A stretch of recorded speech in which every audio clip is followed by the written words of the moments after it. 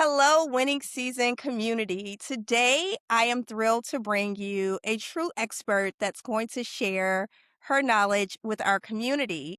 And Allison, welcome to the Winning Season podcast. Oh, Jacqueline, I'm so excited to be here with you today. Thanks for the invitation. Well, I appreciate you accepting. Allison and I had a conversation a few months back with the Vest Her podcast, and we thought it would be great since she interviewed me then for us to switch sides and for me to interview her. So I'll start with Allison's bio. Allison Anthony serves as the president and CEO of the Tulsa Area United Way. She joined TAUW in August 2017 after a long career at Williams, where she was president of the Williams Foundation and the company's director of strategic outreach. Since 2017, she has led TAUW to raise more than $183 million. She serves on the boards of the Tulsa Community Foundation and the Tulsa Regional Chamber of Commerce and more. She brings a passion for inclusion, justice, and innovation to every role she holds. Allison earned her master's and bachelor's degrees from Oklahoma State University and has completed several leadership programs, including the Harvard Talent Pipeline Development Program. Her honors include induction into the Tulsa Hall of Fame, the Oklahoma State University Diversity Hall of Fame, and the 2025 Leadership Oklahoma Distinguished Graduate Award across a 35-year professional career. She has five adult children, five grandchildren, and enjoys traveling, reading, and walking her dog, Jessie, and spending time with her large extended family. Why I'm so excited to share Allison with you all and to have this conversation with her. So, Allison, I'm always curious, how does it feel to hear those accolades read? It makes me want to take a nap a little bit because I laugh because I know how, we read a bio, but we know, and the work behind any achievement. And also, it makes me so incredibly grateful for my family and my team because none of us achieve anything alone. And also it makes me think, oh, I got to update that bio soon because I think, I have another grandbaby on the way now, a baby boy, and we're kind of Yes. girl heavy. So I'm going to have to shout that one out. And it's just, it just makes me reflect on the constant evolution of a growing family and a growing professional career. It's humbling because I know all the people that there. Yes. And congratulations on your Thank new you. grandbaby. I'm so excited to see pictures whenever those come out. Well, let's jump into our conversation. Erica Lucas connected us through the Best Her podcast. And in that conversation, we talked about preparation being the real site of negotiation success.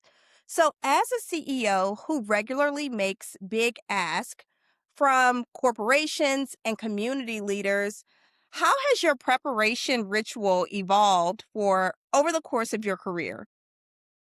One of the things I love about the Winning Season podcast and your work, Jacqueline, is that you lean into preparation and empowering ourselves to do our best. And I have people say to me sometimes, like, wow, you're really good flying by the seat of your pants and extemporate. And I say, that's because I almost never fly by the seat of my pants. We don't always have the opportunity to be well prepared, but we can almost always prepare. So I think that I was on the extemporaneous speaking team in high school and we carried around giant folders of current events.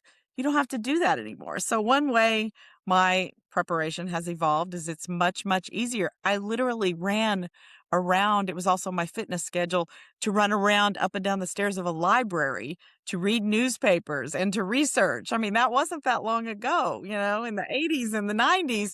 And now you're like, tell me about this company and what matters to them and tell me about the latest news on their stock. And you can just ask AI. So, I mean, that's one way it is much easier. One of the things I think at this evolution, this point in my life, whether it's AI or my team, is being able to lean on the experts and know that in preparation, you don't have to know everything about if you're going to work with an energy company or if you are going to work with a finance or a banking company, you don't have to know everything about their industry. They don't know everything about yours, but you do have to show them the respect to know, you don't want to go in and make a $1.5 million ask if that company has just announced that they might be getting near bankruptcy. I mean, I see people do that and being tone deaf. So you do have to do your homework. And then I would say the final thing I think that I've evolved to understand more than anything, first, I would say shared purpose, shared value. You have to have done your preparation to understand that they have a mission, they have a purpose. You need to know what that, and then find out where your mission and their purpose intersect. And then I ask preparation, what is the worst thing that can happen? Camille, my chief of staff that I work side by side with reminded me. She said, "You always say, what's the worst thing that can happen? They can say no. They can kick me out of their office. But you know what? At least I've told them our story and at least we've gotten to know each other and I've learned. So as long as we're learning, we're not decaying, right? We're continuing to grow." That is such a good point. And also, with that question, what's the worst that could happen? I think a lot of people, when they're prepping for a negotiation, they think fear, worst case scenario, and they get stuck there. But what you're demonstrating is you're acknowledging, okay, this is a possibility, but it's still worth the ask. Absolutely. Yeah, And what are the good things that can come out of it, even if you don't get, and you likely won't get. If you're setting your sights high, you likely won't get everything you ask for. that's right. But you can help people find a way to say yes, Yeah. you know? So you've come through corporate and now you're on the mission driven side of a nonprofit.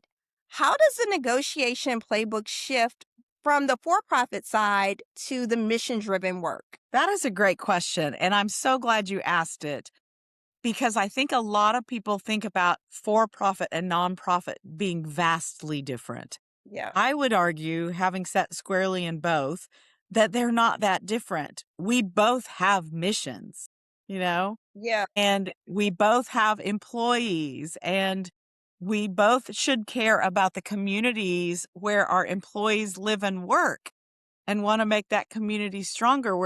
We're just doing it in different ways. The company that I used to work for, Williams, 5,000 employees. I mean, providing 5,000 jobs in a community is a huge service to That the is community, right? absolutely. Yeah. And so when I think about mission of a for-profit and a nonprofit, we all have stakeholders. They have shareholders, perhaps, if they're publicly traded. So they have to worry about their shareholders and be concerned about what they care about and getting that communication out. We have donors. It's not that different, right? We both have to communicate to our stakeholders, to our boards, to our volunteers or employees. And so I think really before you have a conversation, understanding where our missions align or intersect. And I think a great example of that is the work that we've been doing, a lot of work in the homelessness space, for example. Well, a lot of our corporations in town want to have a safe and thriving downtown for their employees to attract and retain and for employees to be safe. Well, you know, maybe people have different motivations. Maybe a nonprofit has a motivation to say, we don't think it's compassionate for people to sleep on the street. And that's what's driving our work. Or maybe we say, we understand mental illness or recovery, or people with developmental disabilities need to have supportive housing, or, any number of things that might be top of our mind. But I think it's so important to keep backing up until we find the place where can we all agree that we don't want people sleeping on the streets. Right. Start there. You may disagree with some of the tactics or approaches, but start with where you agree and go from there. I love that as a foundation for that negotiation playbook. And there's a lot of threads there where you're showcasing, going back to that preparation, you understand what's important to them and their impact into the community. And from there, you're able to switch the language that you may use from the nonprofit setting to be a bridge maker and say, okay, here are the things we both care about. Right. I mean, we have like 20,000 donors, near 800 companies that help us reach our fundraising goals every year. Some of them are very conservative, some of them are very progressive or liberal.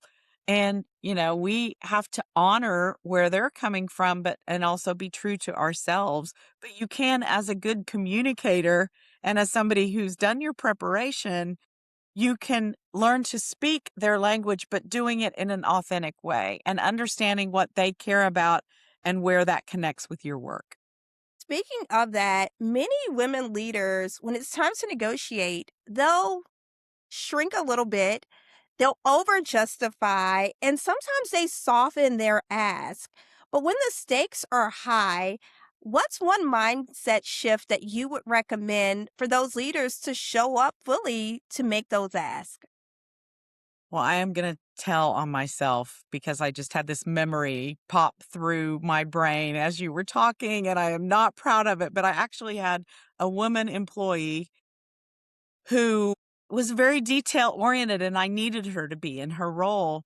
But if I ask her, to give me the top 3 bullets, she would say, "Well, first I started with and then I did the research on this." And I would say, I actually said out loud, I'm not proud of this, but at one point I said, "Talk faster, I can listen faster."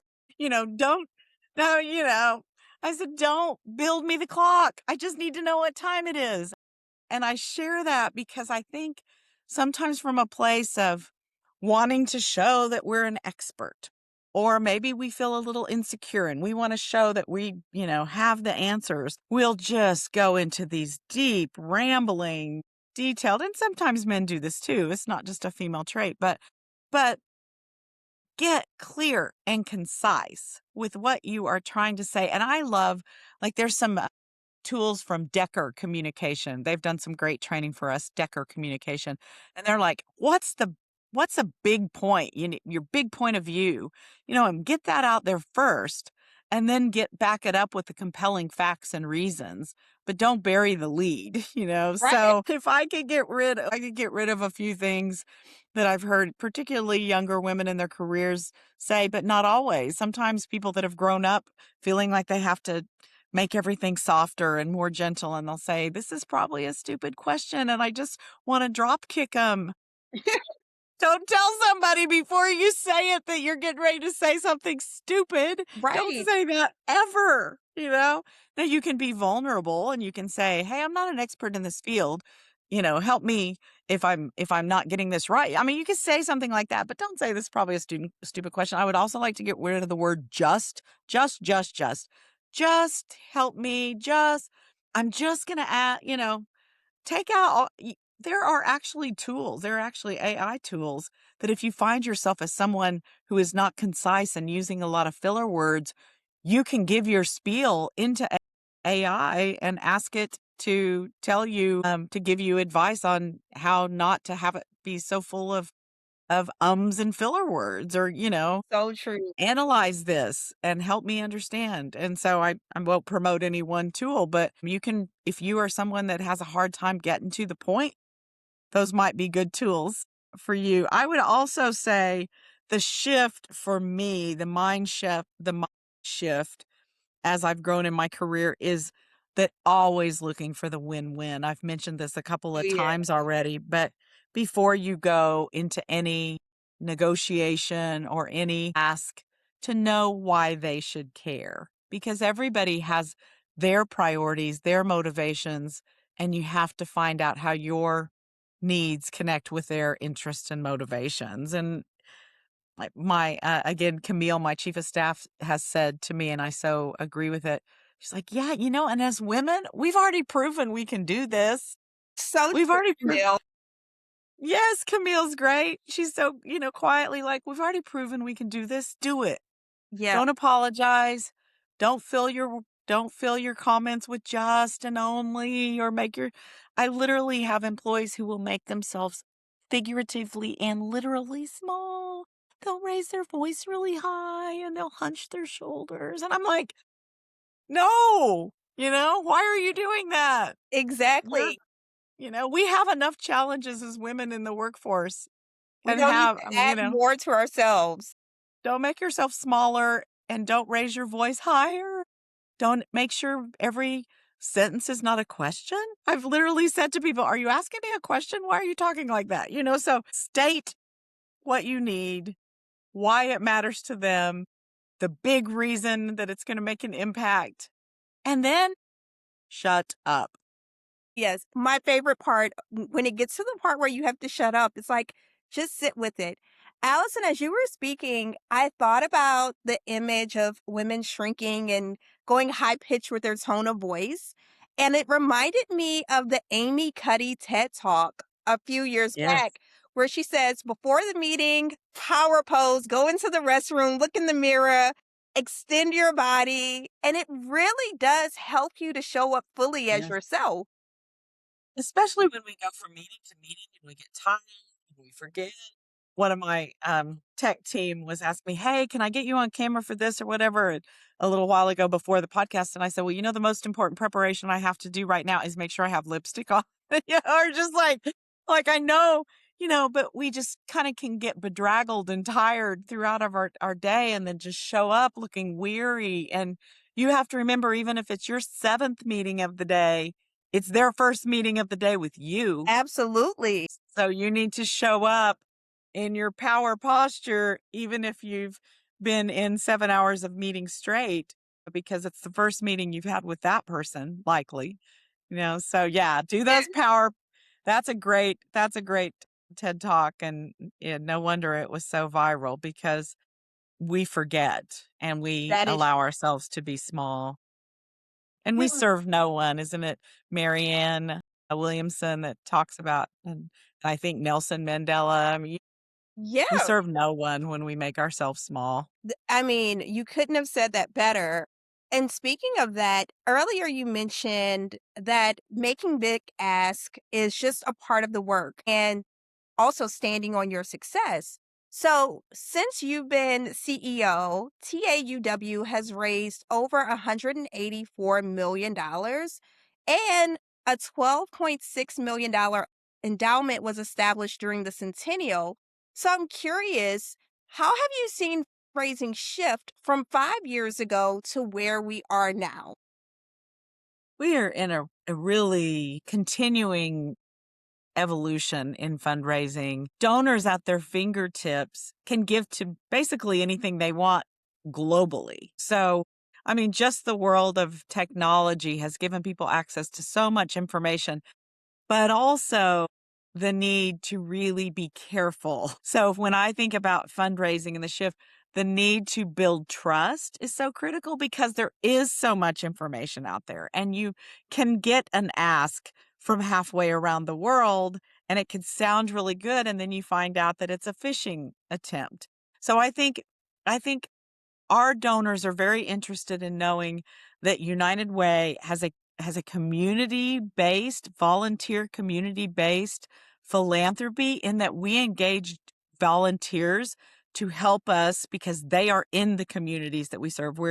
We serve 8 communities with direct impact and fundraising. We serve 37 counties, I'm sorry, 8 counties, and we serve 37 counties with 211 of Eastern Oklahoma, which connects people to resources and information referral.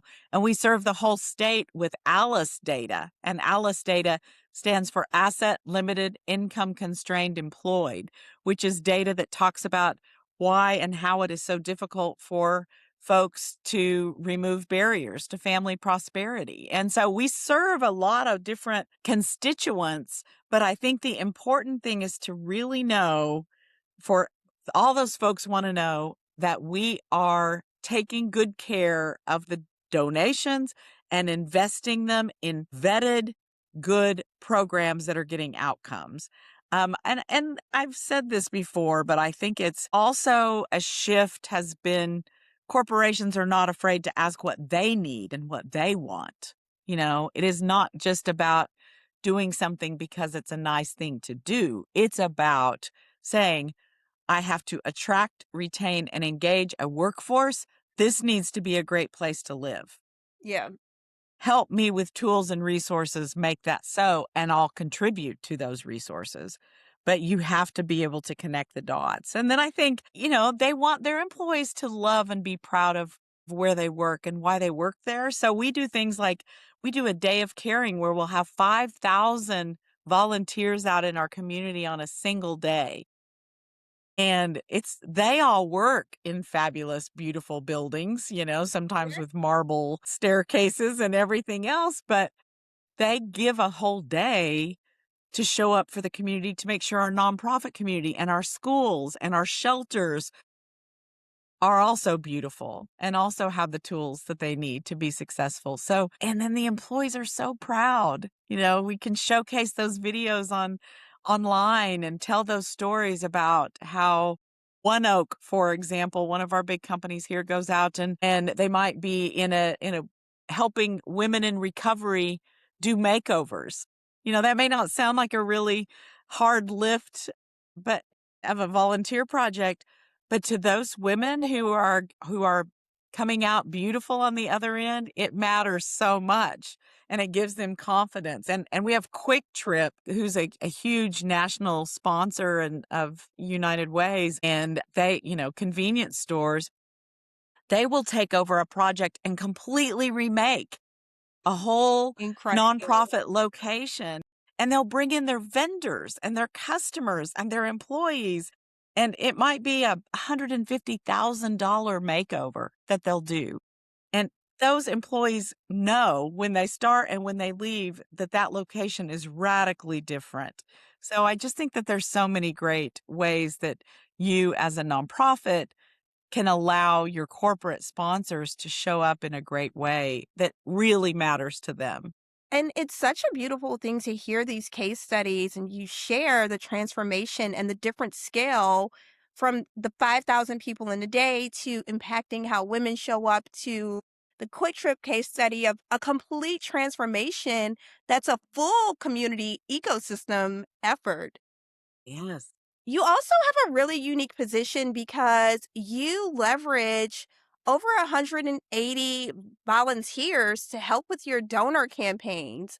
And I'm curious, some of those people may not come in with negotiation skills or they may not feel confident initially to make an ask. How do you support those volunteers to engage in that campaign? We have two really important sets of highly trained volunteers. One is on the community investment side. And frankly, I could never be one of these volunteers. They have an incredible attention to detail. We have an audit team of volunteers that go in and look at the 990s of 70 nonprofits every year, to fund 160 programs. That makes my eyes twitch just thinking about it. But so what we do, a couple of things we do, we make sure that we're recruiting volunteers who have the skill sets and the personalities and the interest to do the work of that role. Now, we had one man who was a great volunteer who led a team of PSO, our public service organization here, utilities organization. Every year for 25 years, he built on our volunteer day of caring a ramp. For a one ramp, one day a year, he took out a team to build a ramp for someone that needed a ramp who was in a wheelchair, an older person who, or someone who found out that they had muscular sclerosis or so, just any number of things over the years. I saw amazing impact. And he did that for over, I think 25 years, and then taught people to come in behind him and do that work. So I can't build a ramp, but he can. Right. I can't spend hours and hours looking at audits and financials, but they can. And then in our fundraising team, it all has to start with education. We have to get them as embedded in the mission as possible. We have to lead with who we are, why we do the work. And that's both on our community investment side and our fundraising team. And then we show them data. We showed them data yesterday that said, nationally, the trends are that there are fewer individual people giving, but people are giving more, like the donors. And you look at the economics, there's a lot of people with high wealth and less people, fewer people kind of in the middle. And so we're saying, hey, we've had people that for 20 years have been giving us 20,000 or $10,000. We start to move them up. That 10,000, what it bought 20 years ago isn't the same as what it can pay for now. Right. So, how do we put in strategies aligned with the market and the donor trends? And so we educate them about that too. What they love is that if they participate in our fundraising efforts, they come out more skilled and better equipped to be able to do work in their own business, their own favorite singular nonprofit direct service. So we try to make sure they leave with skills that have them even stronger equipped going forward. The last thing I'll say is we have a fabulous fellow program, a nonprofit United Way fellow program where we bring people in to help us raise money and we pay them for 12 weeks. And we get kids right out of college or young people right out of college. We get people retiring, wanting to make a job shift. We get people from our best company partners because they recognize it's such a great development opportunity. And we give them public speaking skills, data analysis skills, customer retention management, CRM technology skills, AI skills, Yeah. interpersonal connection skills. And they come out of a 12-week program with such confidence, and most of the new hires we have come from that program over the years. And if not us, many of our nonprofit and corporate partners end up hiring those fellows because they've gotten such great experience. So it runs the gamut, but everybody learns how to speak with passion about the organization. And also, when we ask of our fundraising folks, the main thing we ask of those volunteers is to open the door and Yeah. use their circle of influence and to make connections for us. They don't have to be the expert, in everything that we do. We're asking for that connection. We're asking for them to open the door, and then we can take it from there. And that's such a powerful program. It's a model that I think a lot of organizations can look to for training and helping to support their fundraising efforts. I know that the Centennial was a major inflection point for the organization. And I'm curious, what did the milestone teach you about legacy giving, endowments, and how to move donors from annual commitments to a lasting one? You ask such great questions. I appreciate you so much. Never miss a chance to celebrate and honor your longtime donors and also those whom you stand on their shoulders now, right? Yeah. We interviewed one of my favorite experiences of our centennial, a couple of things. We had over 100 centennial volunteers. Wow. Was it a lot of work, managing 100 centennial volunteers? Yes. Imagine. 10 10 committees, everything from United Way in your neighborhood to event committees and everything in between. But it gave us a chance to really engage people, to reflect on the history and tell the stories of our history, but also to say, and this is how we're going to change for our next 100 years. So, first of all, the centennial was an opportunity to really tell our story historically, but to say, and here's the needs today and here's where we're going, and that was Vision, great. yes. But those volunteers, but those legacy folks, those strong leaders that have chaired your fundraising campaigns for many of them, the last 20, 25 years, were on camera saying, this is why I gave to United Way then, and this is why I give to United Way now. And oh, by the way, here's my daughter, and I'm so proud of her. She's chairing next year's campaign, Yeah. and these family histories that just show you the deep connections in our community. And then those conversations we had to build up our endowment in that centennial year to use the opportunity to grow an endowment. And our United Way wasn't really involved much in endowment growth, but we used that opportunity to say, hey, our donors are getting older. We want to make sure that if you've been giving us money year over year over year, have you thought about including us in your estate planning? Have you thought about including us in your will? And we specifically did our endowment work that way because we didn't want to cannibalize our annual giving. And Right. so we leaned into, hey, can we have conversations about you considering if you're giving $10,000 a year, can you give us a $250,000 estate plan gift so that after you're gone, that gift will continue to bear fruit for the future? Or, and then also I would say it gave us a chance to start talking to the next generation about today's United Way because they might, if they're coming along behind their parents, they might think, oh, that's an old school thing. My parents cared about. What I'm interested in is, you know, animal shelters or whatever they might care about. It's a chance for us to say, hey, let us have you go tour some of our partner programs. Let us have you get involved in our innovation grants. Several years ago, we put 911 in the 911 call centers as an innovation grant program, put mental health professionals in the 911 call centers. Well, Wow. now that's standard operating procedure in Tulsa. Of course we do that. But that was a United Way innovation grant. But we can connect dots for the next generation to say, you might not know, but this great thing that happens in Tulsa now started with a United Way innovation grant. Help us be the innovation leaders of the future with your great ideas. So the centennial, the look back and the look forward was just beyond my wildest dreams. And also we have a giant, I don't know how many feet tall he is, a giant oil driller guy, looks like power pose, at our fairgrounds, the Golden Driller he's called, and we put a giant t-shirt on him. And we celebrated firefighters and first responders, and we had a fire truck come down Boulder Avenue where we are with our nonprofit and donors in the bucket of the. So we had a lot of fun. We got our street changed, our street name changed to the United Way in front of our street. My So goodness. the main thing we did, though, besides thanking our donors, is to really celebrate the story of our nonprofit partners and the work that they did. And we passed a torch. We did a torch, like a relay, an Olympic relay. We had a beautiful torch that we went across all of our counties and celebrated and told the story at each torch passing of the work that those nonprofits did. And that was probably the most meaningful to me, is to celebrate 100 years of nonprofit service that has made this community so much better.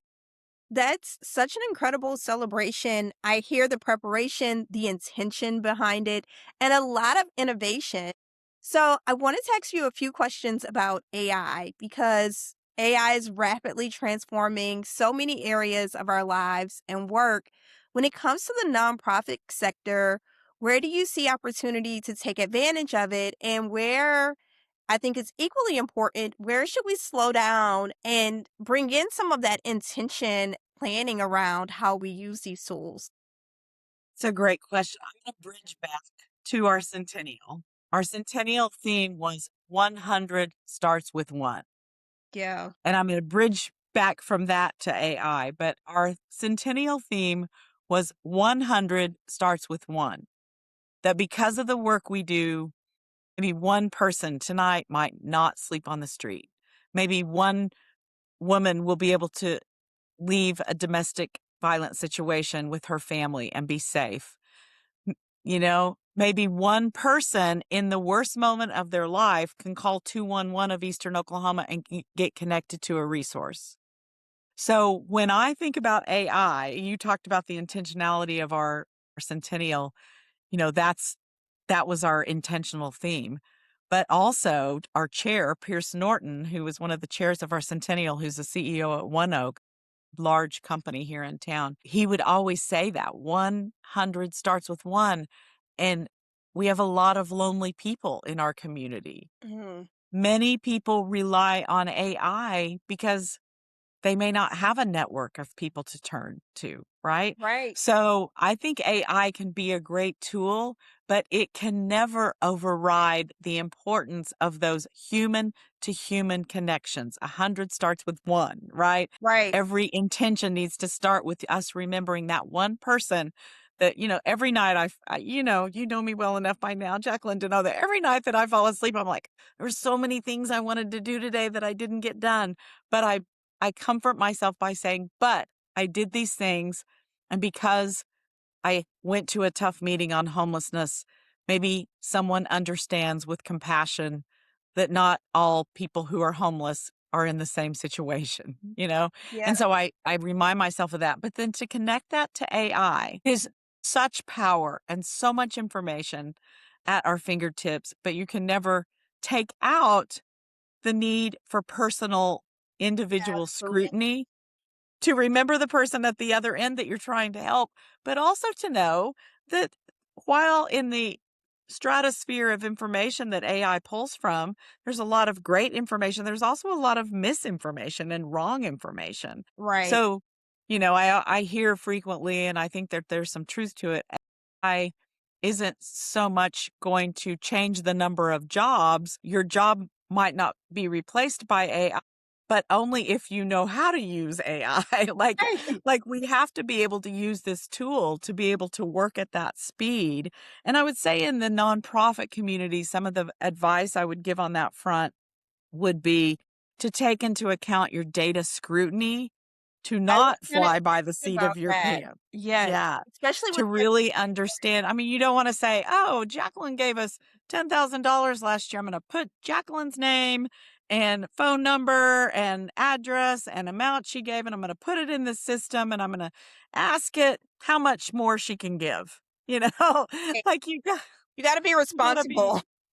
responsible, but I've seen people do that. Like, I've seen not here in my organization, but I've heard people say, "Oh, we just took all our donor records and dumped it in and asked us to create this." I'm like, "You just gave AI all your I mean, you gave it all this information." And so, United Way, we won't, we're not gonna do that because we're gonna be really careful with data security. I think that we also need to think about the other things that we do and to ask every day how AI can help us do it better. So if we're looking at raising funds from a foundation, or if I have to go into a quick meeting, I have great team members that'll say, like, here, I looked at, this showed me what they've given to over the last 5 years and what they're really leaning into and how much. I mean, that's amazing to be able to be armed so quickly with that kind of data. And I mentioned the tools to help you communicate better. You can put a speech in AI and say, draw out the 3 most important points and help me if I need to make this a 5-minute talk instead of a 15-minute talk. What are the 3 most important points?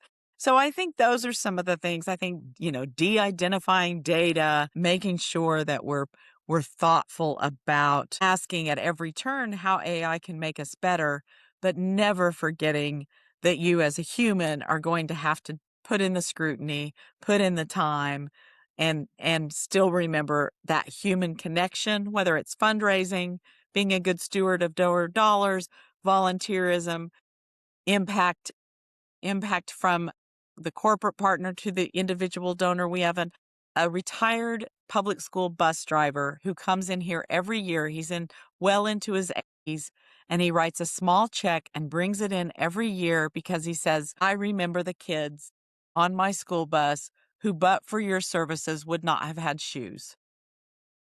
And every year I bring in this check in honor of what you do for those kids on a school bus. And I mean, I get Get goosebumps goosebumps. still. My eyes are welling up. I know. I know. So when I get overly engaged in technology or I remember him. And I remember he doesn't care about AI. He's remembering those kids on the school bus.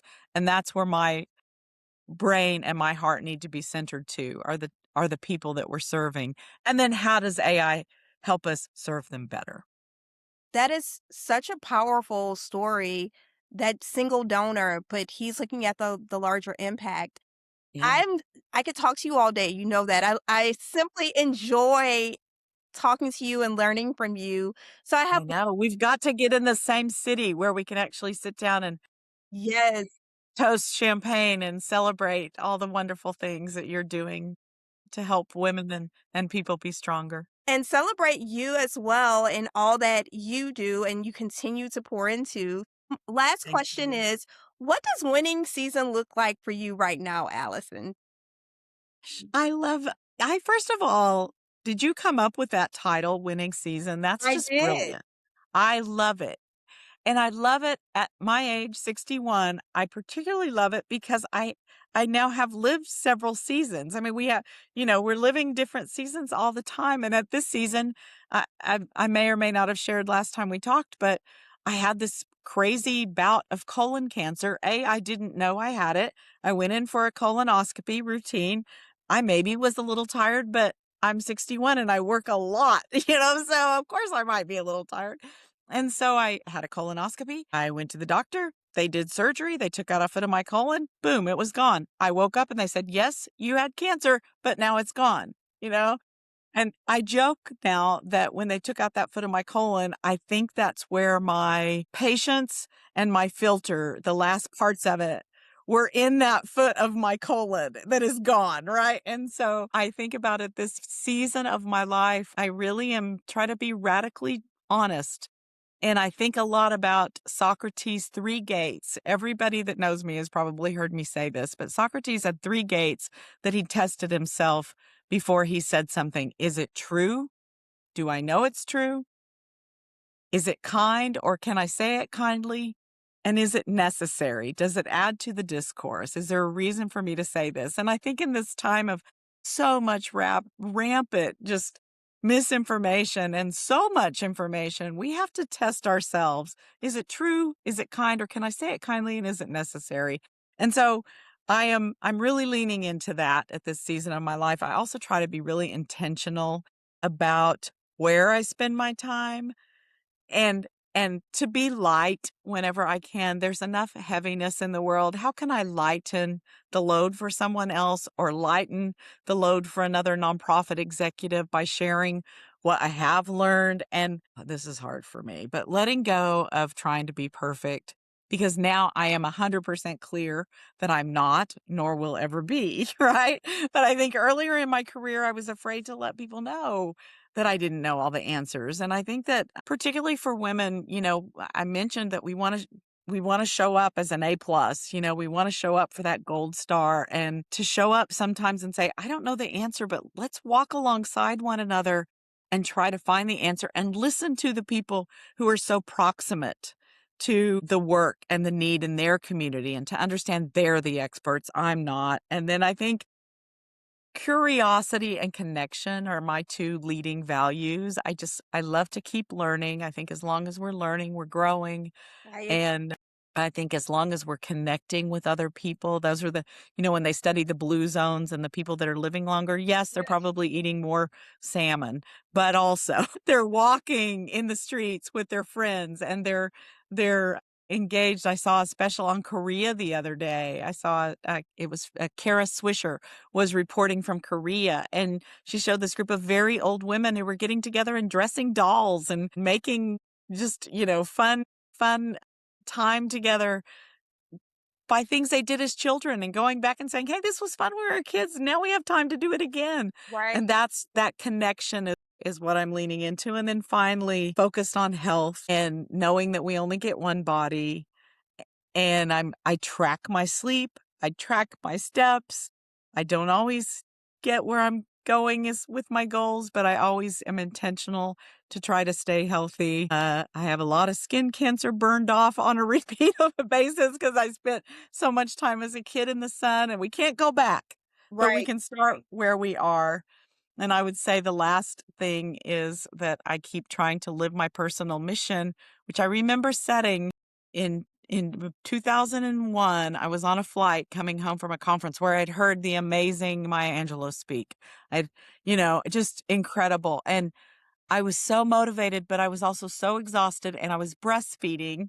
And I remember like being stuck in an airport and having milk down the front of my shirt, smelling like sour milk and being so sad because I knew that I wasn't going to get home to my baby that night like I was supposed to. I wasn't going to be able to help my older kids with their homework like I felt like I needed to.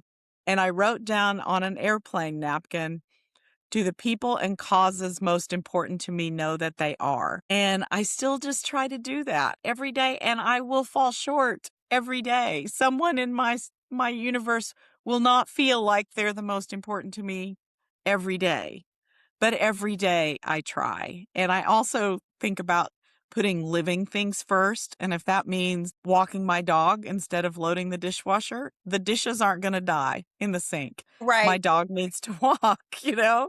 And so I think about living things first and making sure that every day I'm trying to live so that the people and causes most important to me know that they are, and without with the understanding that I won't be perfect every day, but that I will have that intention. My cup is overfilled, from spending Thank time you. with you today. Yes, when we're in the same city and we need to make it happen, champagne to celebrate all there is. I'm glad that your wellness and health journey is You. up, and hey, if you gotta get rid of a little bit of patience, uh, to have a healthy next chapter, then so be it. And get your colonoscopy, people, if you haven't done that, because I was not sick. I did not know I had cancer, and it was a routine exam that, and but I will say, Jacqueline, that's why I do this work, because everyone should have access to that kind of health care. Yes. Everyone should. So I'm just committed to helping people be more healthy and have pathways to financial stability and to get help when they need it the most and youth opportunities. And I mean, if you're honored, if you have the privilege of being able to do that work, of course you're going to show up every day. I'm so grateful that I get to do that work and that I get to meet people like you that are sharing messages to empower women and everyone to have their best winning season and make every day so. Absolutely. Well, Winning Season Community, you can find Allison's LinkedIn as well as the TAUW's website in our show notes today. This episode, I think, is one that you need to listen to more than once because it's so rich. And also, don't keep it to yourself. Share it with other people where you know this message can help them further the causes. And if you don't have a question, like Allison's mission and intention that she shared with us, really consider where can you start asking yourselves the question that drive your impact in your daily activity. Until next time, continue to emulate excellence and eliminate excuses.